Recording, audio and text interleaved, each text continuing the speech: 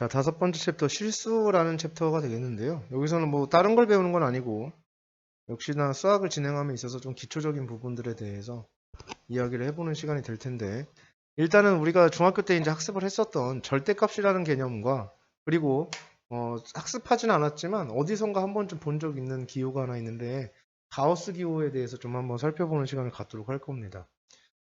자, 일단 절대값에 대해서 이야기를 하기에 앞서서 우리가 기초적인 상식 한 가지, 그러니까 뭐 절대값을 이렇게 분류를 안 하고요. 그러니까 기초 세 가지 정도만 한다라고 이렇게 좀 생각을 좀 해주시면 될 것 같습니다. 그래서 그 기초 첫 번째 내용이 될 텐데 얘는 그 어떤 정수에서 나머지에 대한 성질에 대해서 좀 한번 이야기를 해볼 거예요. 첫 번째 기초입니다. 자, 예를 들어서 이 정도는 이제 우리가 알고 넘어가자라는 거야. 지난 시간 나머지 정리에서 이제 연장선에 있는 내용인데 어떻게 보면 그 13을 자, 우리가 그 예를 갖다가 한번 정리해서 얘기를 해볼게. 13을 3으로 나눈 나머지가 우리는 1이라는 사실을 알고 있습니다. 그죠? 그리고 17을 3으로 나눈 나머지는 19를 3으로 나눈 나머지는 1이라는 사실도 역시나 알고 있습니다. 자, 이런 관계에 있을 때 이때 내가 한번 이야기를 해보면 13을 3으로 나눈 나머지니까 3으로 나누게 되면 나머지가 1이 나와요. 그리고 19도 3으로 나누면 나머지가 1이 나오게 되거든요. 그러면 13 더하기 19가 우리는 32라는 사실을 알고 있죠.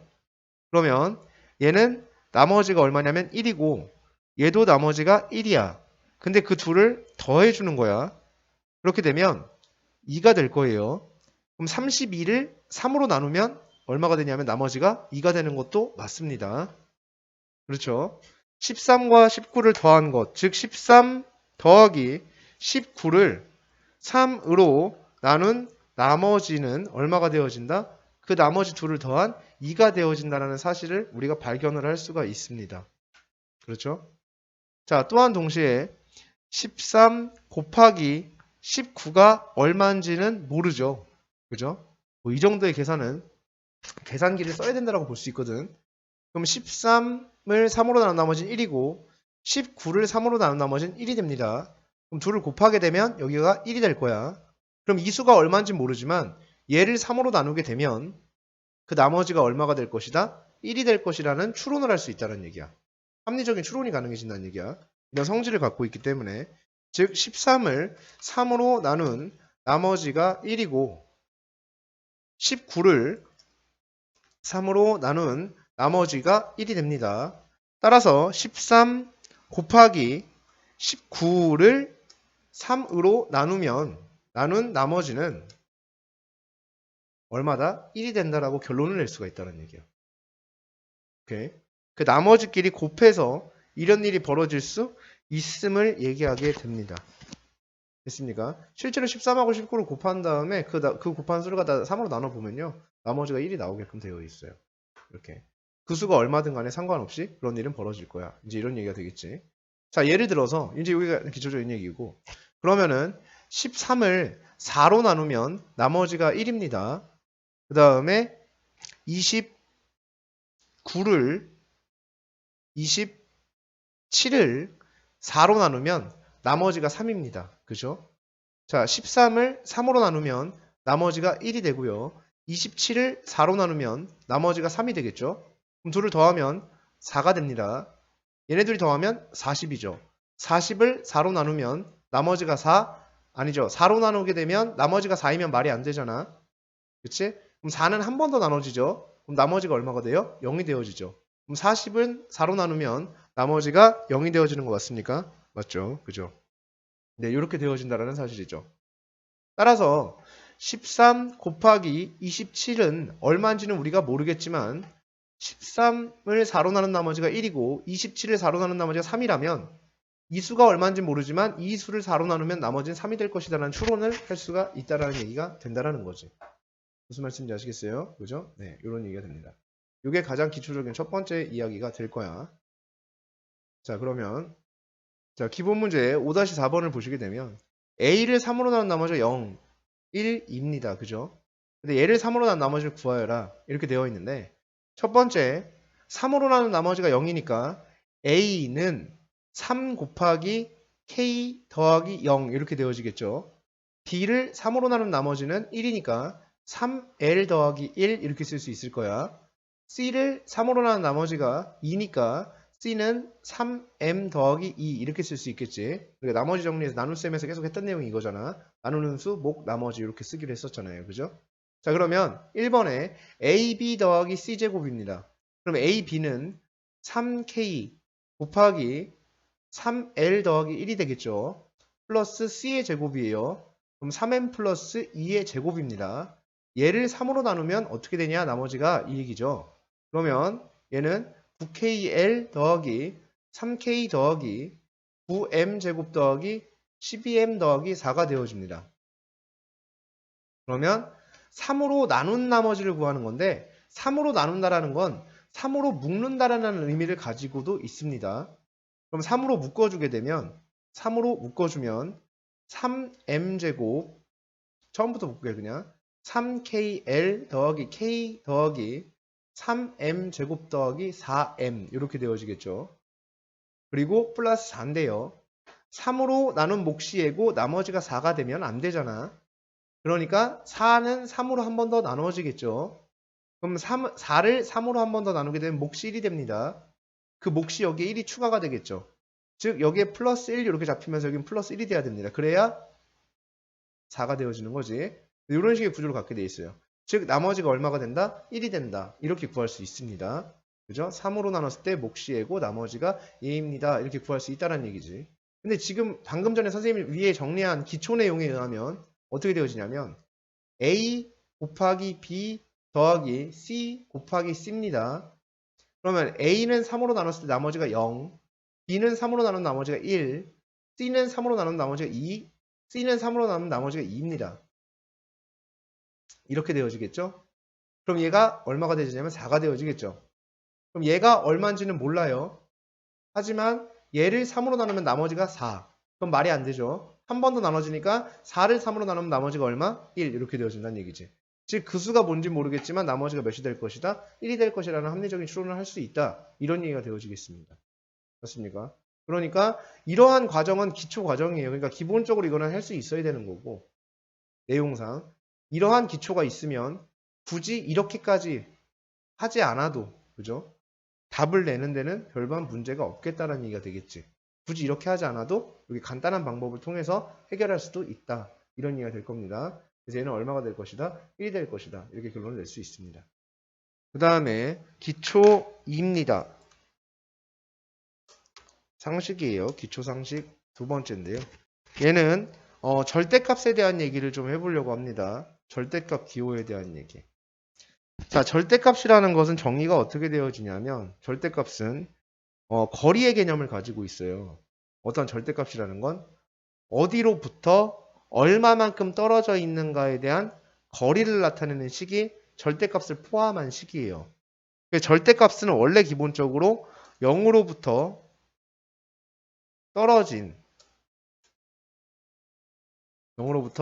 떨어진 거리를 의미하는 게 절대값이고요. 절대값이 포함되어 있는 식은 절대값이 포함된 식 같은 경우에는 절대값이 이제 포함이 되어 있는 어떤 식의 경우에는 뭐 어떤 점으로부터 떨어진 거리를 의미하기도 합니다.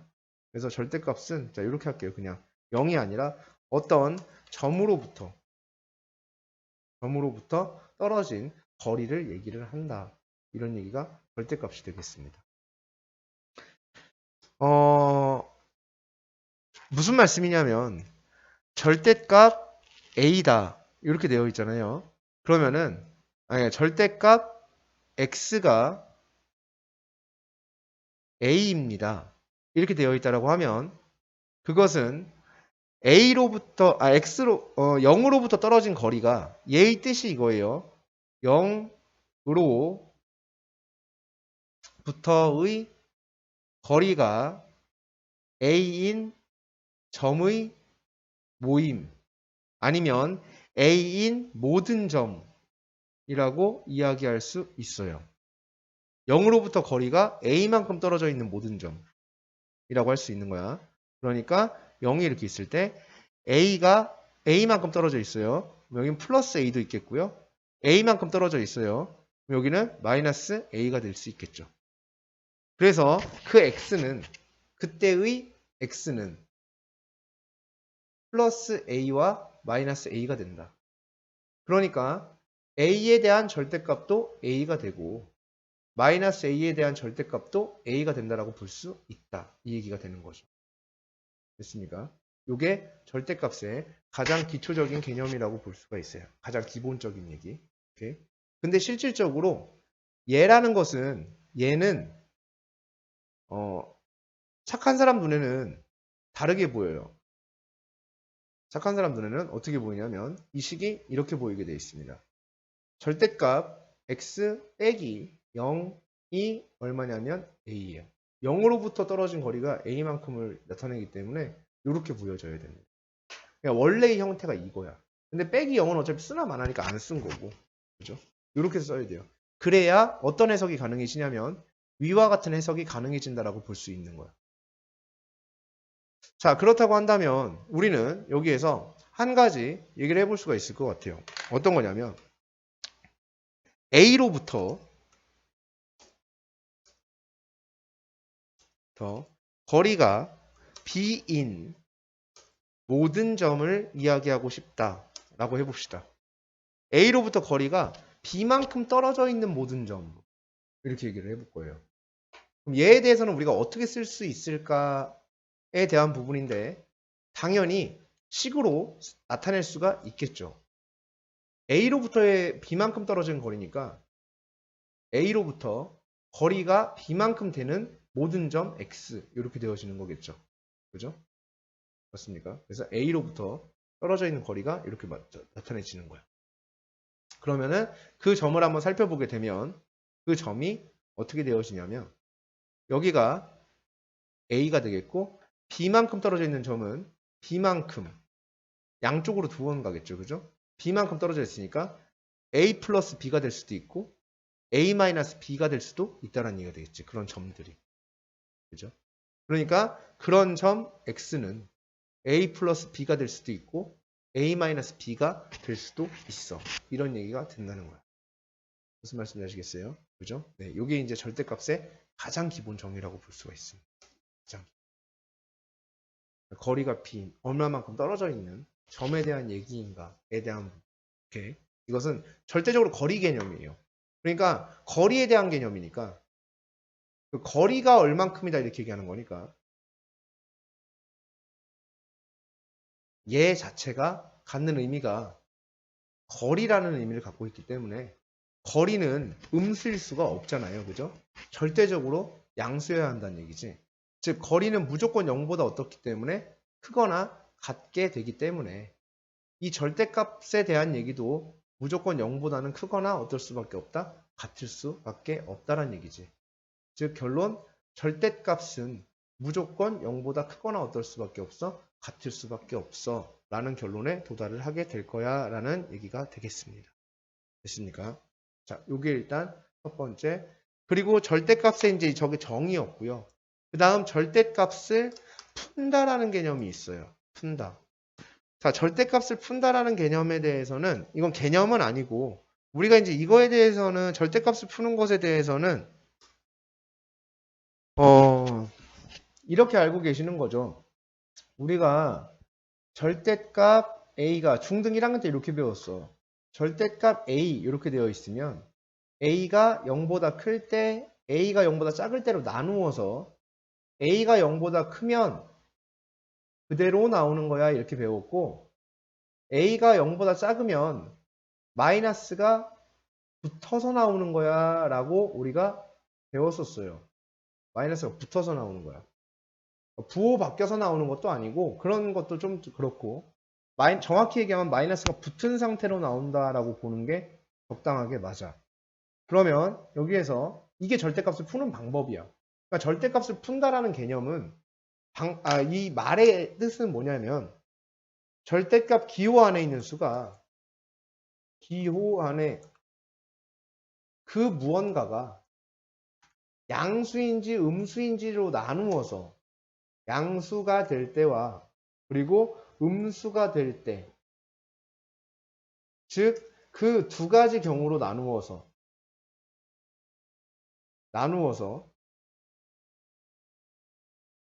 생각한다라는 얘기가 된다는 얘기야. 절대값 기호 안에 있는 그 무언가가 양수냐 음수냐에 따라서 달라질 거란 얘기가 된다는 얘기지. 그죠? 그래서 기호 안에 그 무언가가 양수인지 음수인지에 따라서 나누어지니까 그 두 가지의 경우로 나누어서 푼다라는 얘기가 되겠습니다. 그게 절대값 기호를 푼다라는 의미야. 그러면 이거는 지금 누구랑 같은 개념이 되어지냐면 루트 a의 제곱 이렇게 되어 있을 때 얘는 a가 양수일 때와 a가 음수일 때로 나누어지는데 이때 a가 양수일 때는 그대로 나오게 되고 a가 음수일 때는 마이너스가 붙어서 나온다 이렇게 얘기를 했어요. 자, 지금 요걸 배운 게 중3이었고요. 요걸 배운 게 중1이었습니다.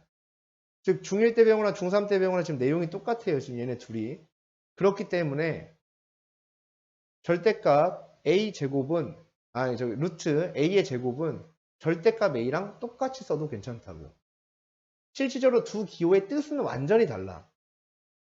그러니까 요 기호의 뜻과 요 기호는 뜻 자체가 완전히 다른 뜻이지. 근데 그것을 푼다라는 개념에 있어서 그 기호를 풀어낸다라는 개념에 있어서는 어떤 거냐면 똑같죠. 그런 측면에서는 푸는 방법이 어떻기 때문에 똑같기 때문에 이 기호와 요럴 때는 같다라고 볼 수도 있다라는 거지. 실제로 이거의 뜻이 똑같다라는 건 아니야. 아시겠습니까? 하지만 푼다라는 입장에서는 결국 같은 거지. 내용이 어떻기 때문에 똑같기 때문에. 그러니까 실질적으로 이 두 기호는 어떻게 사용한다? 후환해서 사용하도록 한다. 이거예요. 근데 얘를 이렇게 바꿔 쓰는 일은 없어. 이거를 이렇게 바꿔 쓰는 일은 흔해요. 그래서 만약에 예를 들어서 중요합니다. 루트 x-2의 제곱은 절대값 x-2라고 써도 괜찮다는 얘기야. 이렇게 바꿔놓으면 훨씬 더 깔끔해지니까 이렇게 바꿔놓고 풀이를 할 수가 있다라는 얘기가 돼. 따라서 얘가 양수일 때와 얘가 음수일 때로 나눠줘야 되는 거죠. 그럼 얘가 양수일 때와 음수일 때로 나눠야 되니까 x가 2보다 어떨 때와 클 때와 x가 2보다 어떨 때 작을 때로 나누어 줘야 되는 거야. 그렇게 그 두 가지의 경우를 나누어서 2보다 클 때는 그대로 나오면 되고 2보다 작을 때는 이렇게 마이너스를 붙여서 나오면 된다는 얘기가 돼. 여기까지 됐습니까? 그렇죠? 네. 자, 그래서 지금 여기에서 경우를 따진다라고 얘기를 했는데 이 경우를 나누는 것에 대해서 한번 이야기를 해보도록 하겠습니다. 이 경우를 나누는 것에 대해서 두 가지 경우로 나누어서 생각한다라고 이야기를 했는데요.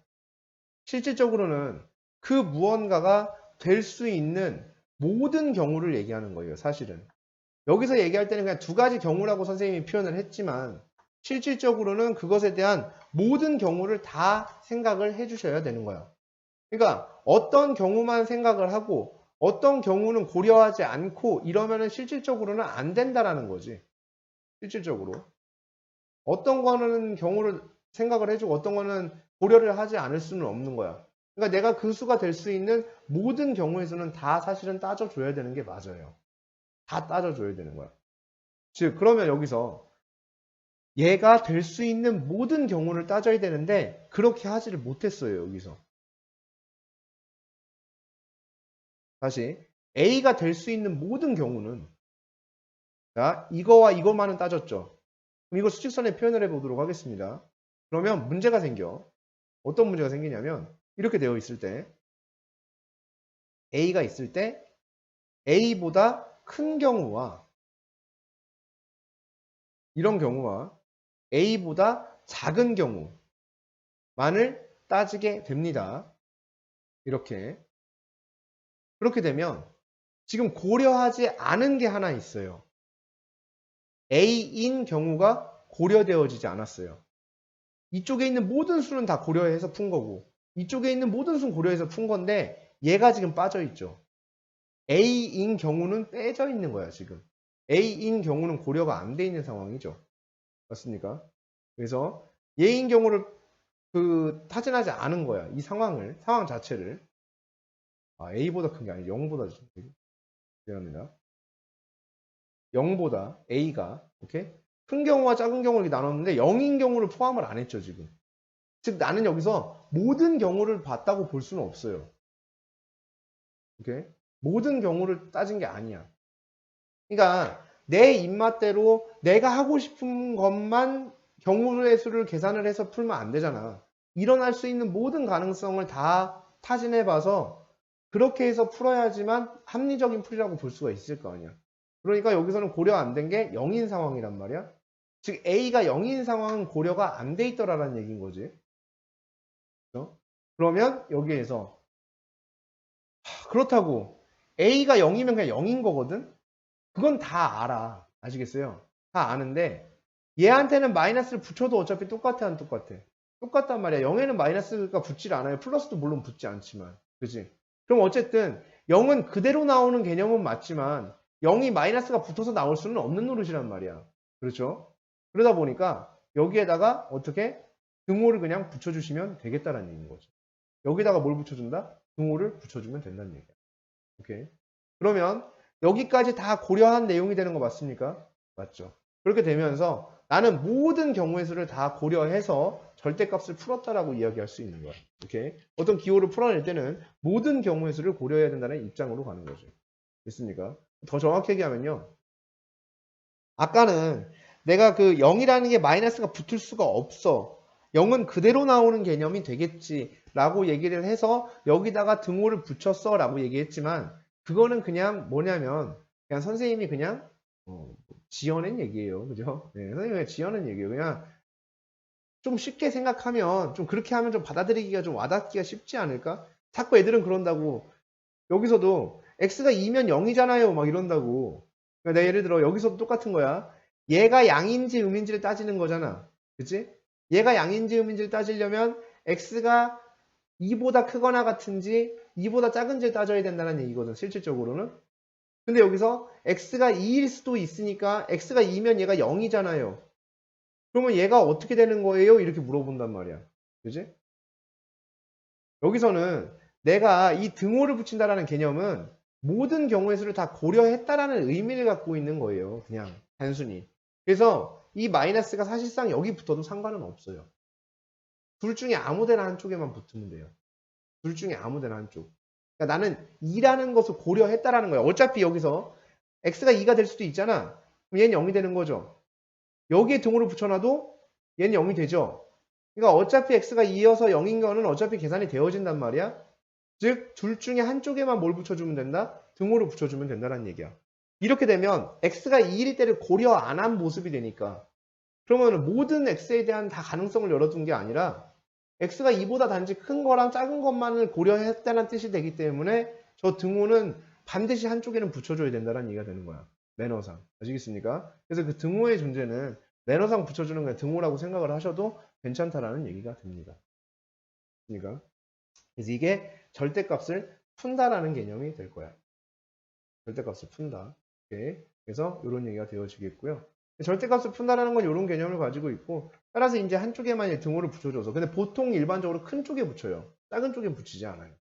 아시겠죠? 일반적으로는 큰 쪽에 붙이는 게 뭐 기초적인 얘기가 돼요. 그래서 큰 쪽에 좀 붙인다. 이렇게 생각을 해주시면 됩니다. 즉 결국은 절대값 기호를 푼다라는 건 그 안에 있는 게 0보다 크거나 같은지 또는 0보다 작은지에 따라서 그 두 가지의 경우로 나눠서 푼다라고 생각을 하시면 아주 간단하게 해결할 수가 있겠다는 얘기입니다. 그 절대값 기호가 얼마나 이상하게 생겼든 그 안에 있는 게 어떻게 생겼든 간에 관계없다는 얘기야. 항상 절대값 기호를 푼다라는 건 그런 의미를 가지고 있다는 얘기가 되겠죠. 됐습니까? 그래서 요거에 대한 부분은 절대값에 대한 건 이제 방정식 파트에 들어가서 조금 더 자세히 한번 살펴보고 넘어가는 시간을 가질 거예요. 그래서 그때 이제 하도록 하고 자, 그 다음에 이제 저기까지 기초 2였고 기초 3입니다. 이거는 가우스에 대한 얘기인데요. 가우스 기호. 자, 이 가우스 기호에 대한 얘기를 좀 한번 해보자. 이제 이런 얘기입니다. 가우스 기호라는 건 뭐냐면 예를 들어서 가우스 자 이렇게 생겼어요. 가우스 기호는 이렇게 대괄호로 생겼습니다. 대괄호의 모습을 가지고 있고요. 그래서 이렇게 생겨 있는 이런 걸 갖다가 우리가 가우스 기호이다. 이렇게 얘기를 해주고, 이 가우스 기호에 대한 것에 대해서 어떤 뜻을 가지고 있는지에 대해서 한번 이야기를 해보도록 하겠습니다. 자, 만약에 가우스 A 뭐 이렇게 되어 있다라고 한번 해보자. 아니면 가우스 이렇게 해놓고, 이 가우스의 뜻은 여기가 이제 X 이렇게 되었을 때 가우스 X 얘를 읽을 때 가우스 X라고 읽어주고, 이 가우스 X가 N이다 이렇게 얘기를 하면 근데 커런가? 자, 예를 들어서 가우스 X가 N입니다 이렇게 되어 있으면 얘를 읽어줄 때 어떻게 읽냐면 X는 X를 넘지 않는 최대 정수를 의미합니다. 얘는 X를, 자, 요걸 이렇게 할게요. X를 넘지 않는 최대 정수 이렇게 얘기해요. 이렇게 얘기하는 거야. X를 넘지 않는 최대 정수. 즉 X보다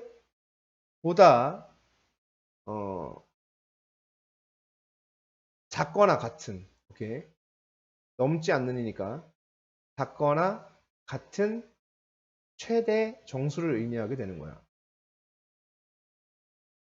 이렇게 의미하게 돼요. 최대 정수.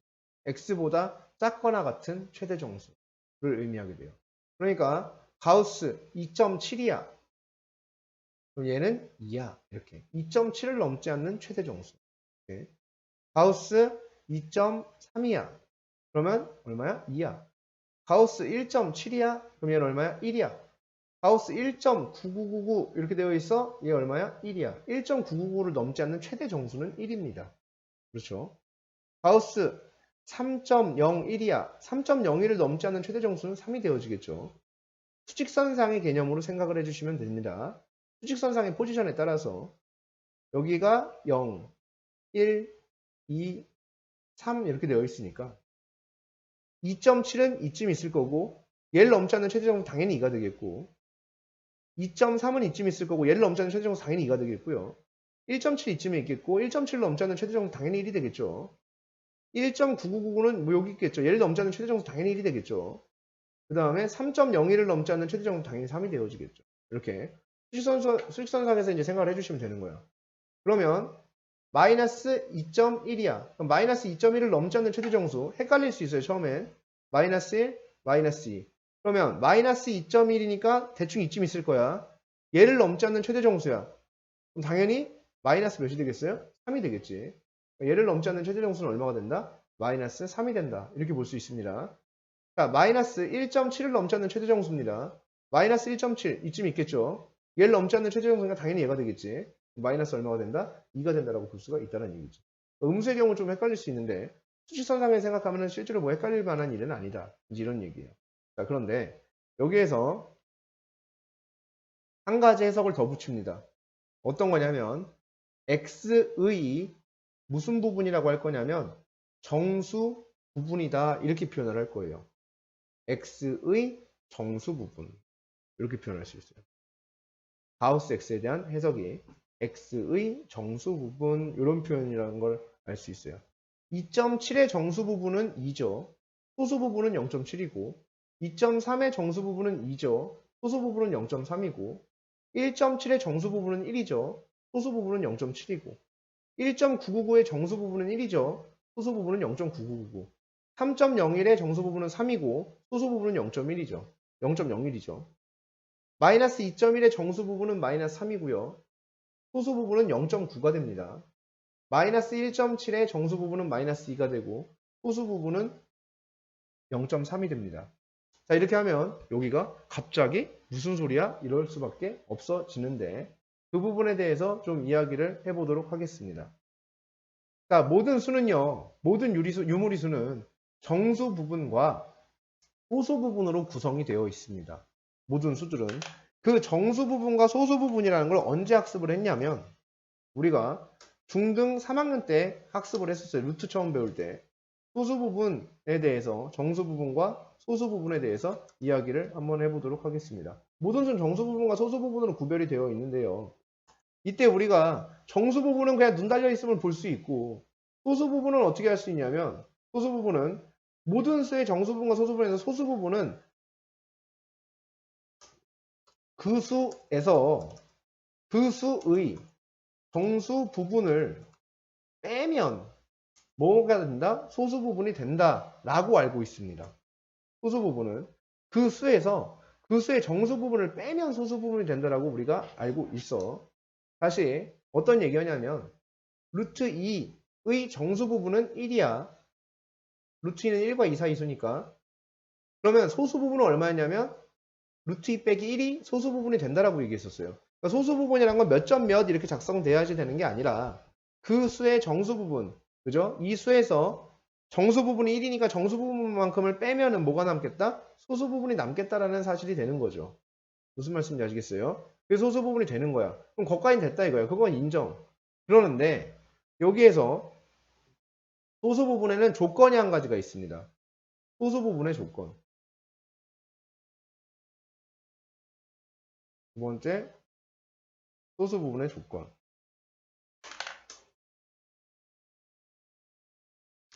어떤 게 있냐면 소수 부분이라는 건 반드시 0보다는 크고 1보다는 작아야 합니다. 오케이? 이게 소수 부분의 조건이에요.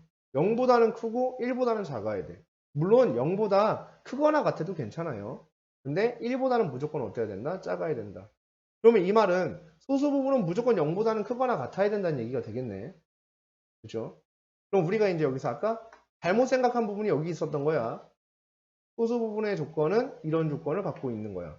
그리고 소수 부분은 이런 게 소수 부분이라고 우리는 알고 있어. 라는 얘기입니다. 그죠? 이렇게 됐을 때 여기서 이제 문제가 생겨. 문제를 이제 해결할 수 있어. 아까 내가 마이너스 2.1의 정수 부분은 마이너스 3이고 소수 부분은 0.9입니다. 이렇게 표현을 했고 정수 부분이 마이너스 1.7의 정수 부분은 마이너스 2고 소수 부분은 0.3입니다. 이렇게 얘기를 했는데 그럴 수밖에 없었던 거야. 그죠? 다시 마이너스 2.1이야. 그럼 마이너스 2.1의 정수 부분이 마이너스 2라고 하는 사람은 소수 부분이 마이너스 0.1이라고 잡는 거거든. 그러니까 얘네들을 더해서 마이너스 2.1이 된 거지. 즉 마이너스 2.1이라는 수를 이렇게 보는 사람이 있을 거야. 마이너스 2, 마이너스 0.1 이렇게 보는 사람도 있고 마이너스 2.1이라는 상황을 어떻게 보는 사람도 있냐면 마이너스 3 더하기 0.9로 보는 사람도 분명히 있을 거야. 그럼 여기에서 얘가 정수 부분이고 얘가 소수 부분입니다. 이러기에는 소수 부분의 조건에 맞지가 않죠. 소수 부분 조건에 부합하지 않아요. 소수 부분은 양수해야 된다고 했는데 얘는 소수 부분이 음수기 때문에 불가하다 이렇게 볼 수 있습니다. 따라서 이렇게 쓰는 게 적절하겠죠. 소수 부분을 양수로 만들기 위해서는 이렇게 써줘야지만 당연히 응당 맞다라는 얘기가 된다라는 거지. 똑같이 마이너스 1.7도 보시게 되면 같은 얘기죠. 마이너스 1, 마이너스 0.7이라고 얘를 보는 사람도 있겠지만 어떤 사람은 마이너스 2 더하기 0.3이라고 보는 사람도 분명히 있을 거란 얘기인 거야. 그럼 여기서 얘가 정수 부분이고 얘가 정수 부분이라면 얘는 반드시 소수 부분이어야만 합니다. 그래야 둘이 더하면 얘가 되는 거니까. 근데 소수 부분이 음수일 수는 없죠. 그러니까 얘가 정수 부분이고 얘가 소수 부분이어야지 얘네들을 더했을 때 얘가 되는 거야. 그지? 그러면 소수 부분이 양수니까 얘는 가능하다는 얘기가 되겠지. 따라서 이렇게 작성되어야지 맞죠. 그럼 이제 아까 선생님이 했던 얘기가 이제 결론이 나오게 되는 겁니다. 그죠? 왜 그런 선생님이 얘기를 했었는지. 그러니까 아까 얘기를 했던 게 마이너스 가우스 마이너스 2.1이다 라고 하면 얘의 정수분은 마이너스 3이고 소수부분이 0.9입니다 이렇게 얘기를 했던 거고 아까 가우스 마이너스 1.7입니다 이렇게 얘기를 했을 때 얘의 정수부분은 마이너스 2고 소수부분이 0.3입니다 라고 얘기를 했던 부분이 그래서 그랬던 거야. 됐습니까? 저게 소수부분의 조건이 그렇기 때문에 어쩔 수가 없다라고 볼 수가 있다라는 거지. 됐습니까? 오케이? 네. 자, 그 다음에 두 번째. 가우스 x가 n 이렇게 되어 있으면 x는 x를 넘지 않는 최대 정수가 n이라고 얘기를 한 거야. x를 넘지 않는 최대 정수가 n인 거야. 그러면 이렇게 돼 있다는 얘기야. 수직선상에서 우리가 얘를 관찰했을 때 여기 어딘가에 n이 얼마인지 모르지만 n이 있었고 정수 단위로 따지니까 n 플러스 1이 있었겠고 n 마이너스 1이 있었을 거야. 그럼 가우스 x가 n이야 그러면 x를 넘지 않는 최대 정수가 n이야. 그럼 그 x가 여기 어딘가에 있을 거란 얘기지. 여기 범위 어딘가에 x가 있어야지만 그 x를 넘지 않는 최대 정수가 누가 될 수 있는 거야? n이 되어질 수 있다. 이런 얘기가 되어지겠죠. 그렇죠? 자, 그럼 여기서 다시 얘를 갖다가 조금 더 확장이란 걸 좀 한번 해보도록 하겠습니다. 얘네 이렇게 놓고요. 여기에 n 플러스 2가 되겠고 여기에 n-1을 잡아볼 수 있어요. 그러면 가우스 x가 n 플러스 1이야 이렇게 되어 있으면 x를 넘지 않는 최대 정수가 n 플러스 1이니까 그 x는 여기 안에 들어있을 거라는 얘기인 거죠. 즉 n 플러스 1과 n 플러스 2 사이가 되겠죠. 맞나요? 네.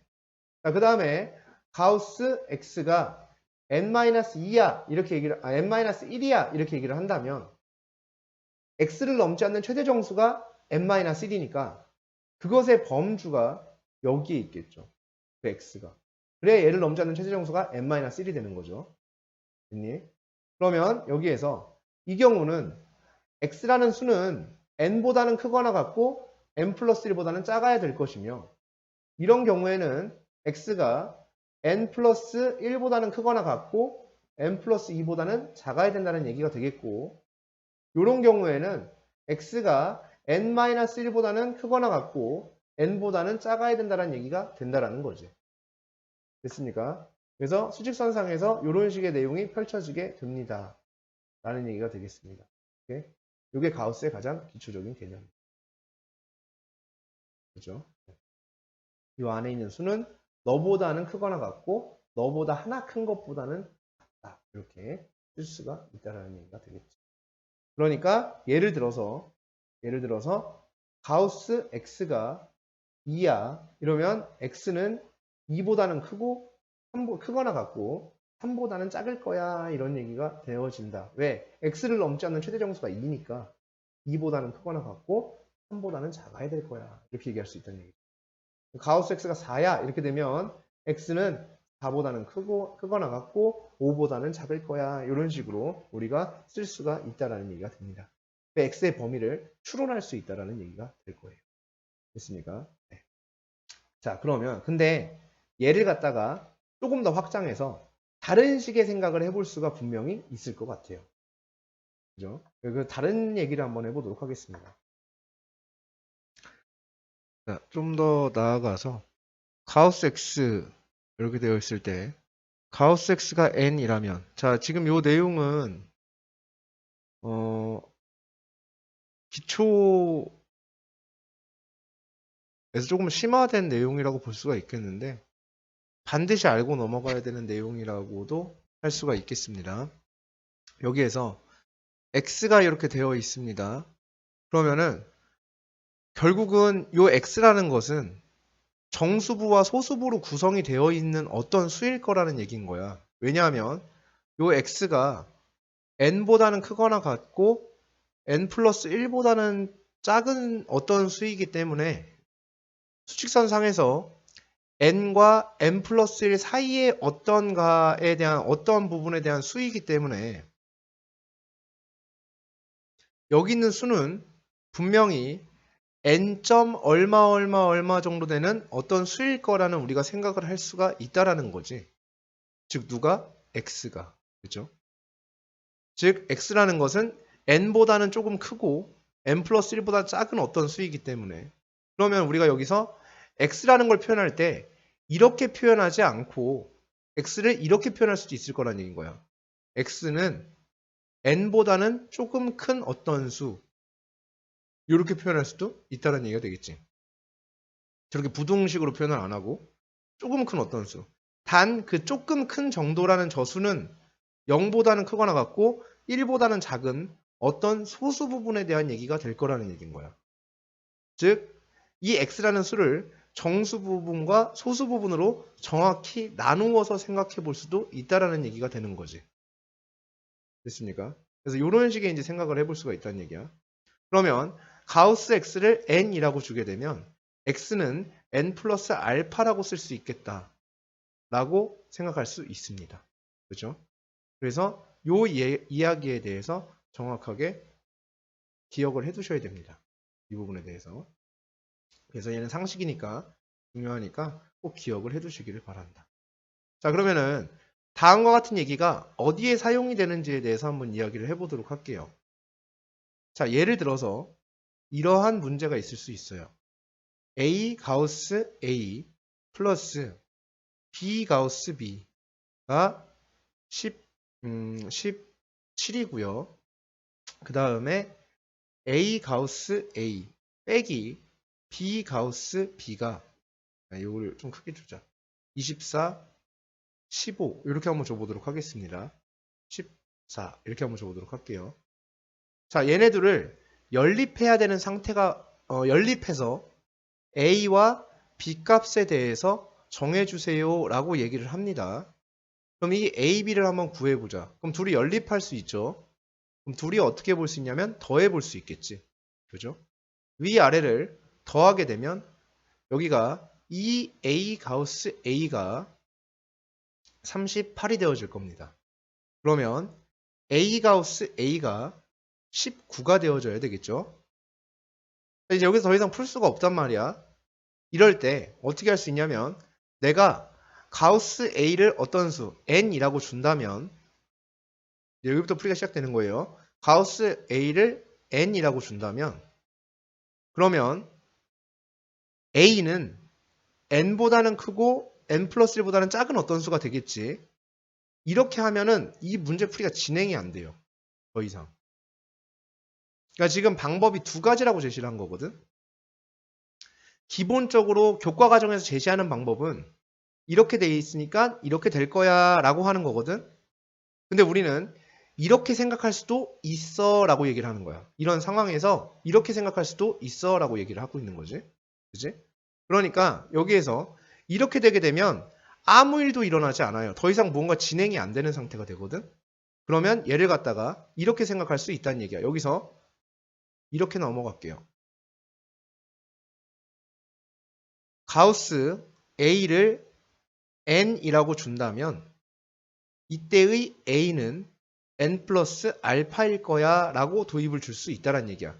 그때 알파는 0과 1 사이의 어떤 수겠지 라고 생각할 수 있죠. 그러면 가우스 A 대신에 n을 쓸 수 있고 A 대신에 n 플러스 알파를 쓸 수 있겠지. 그러면 얘가 바뀌겠죠. 다시 얘가 바뀔 거야. 여기서 얘가 이제 요 과정을 거쳐서 풀이로 들어오게 되면 이렇게 되겠죠. A가 n 플러스 알파고 가우스 A가 n이니까 n 곱하기 n 플러스 알파가 19가 된다라고 우리는 생각할 수 있을 거야. 그러면 n제곱 플러스 알파 n이 19가 된다고 볼 수 있겠지. 자, 우리가 이렇게 푼 것은 소수 부분을 정확하게 명시하는 것으로서 소수 부분에 대한 관심입니다. 우린 소수 부분에 대한 범위를 알고 있잖아. 그지? 소수 부분의 범위를 알고 있기 때문에 소수 부분으로 정리를 할 거야, 얘를. 그럼 여기서 알파 n은 19-n제곱입니다. 그러면 여기서 알파는 n분의 19-n제곱이 되어지는 거겠죠.